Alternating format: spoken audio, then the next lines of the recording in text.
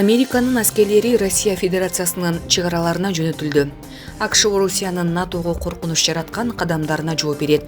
Жада калса бул дүйнөлүк согушка алып келсе да. Бул тууралуу Американын президенти Джо Байден айтканын РИА Новости жазды. Биз Европадагы өнөктөштөрүбүз менен иштей беребиз жана НАТОнун аймагындагы ар бир дюймду коргойбуз.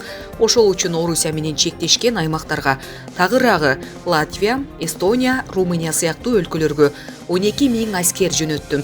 Эгер Орусия бир кадам жылса эле жооп кайтарабыз. Ошентип 3-чү дүйнөлүк согуш башталат. Бизде НАТОнун аймагы тууралуу ыйык милдетибиз бар. Ал боюнча 5-чи беренеде айтылган.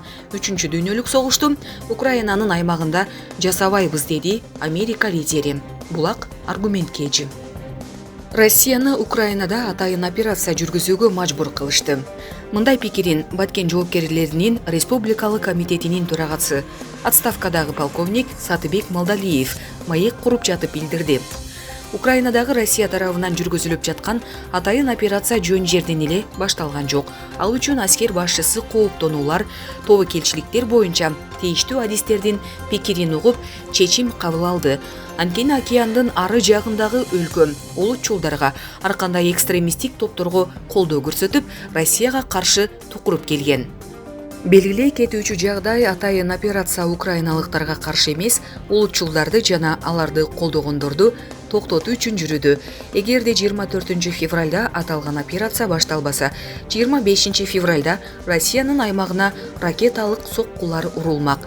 Буга карата даярдыктар көрүлүп жатканы тууралуу чалгынчылар тарабынан тийиштүү маалыматтар өлкө жетекчилигине жеткирилип турган. Украинадагы атайын аскердик операцияны баштоо менен Россия чоң коркунучту алдын алды. Башкача айтканда, Батыш Россияны Украинада атайын операция жүргүзүүгө мажбур кылды, деди Мулдалиев. Ошондой эле ал Батыш көпчүлүк учурда эки жүздүү саясат жүргүзүп келгенин белгилеп, Ливияны мисал келтирди. Булак Спутник эже.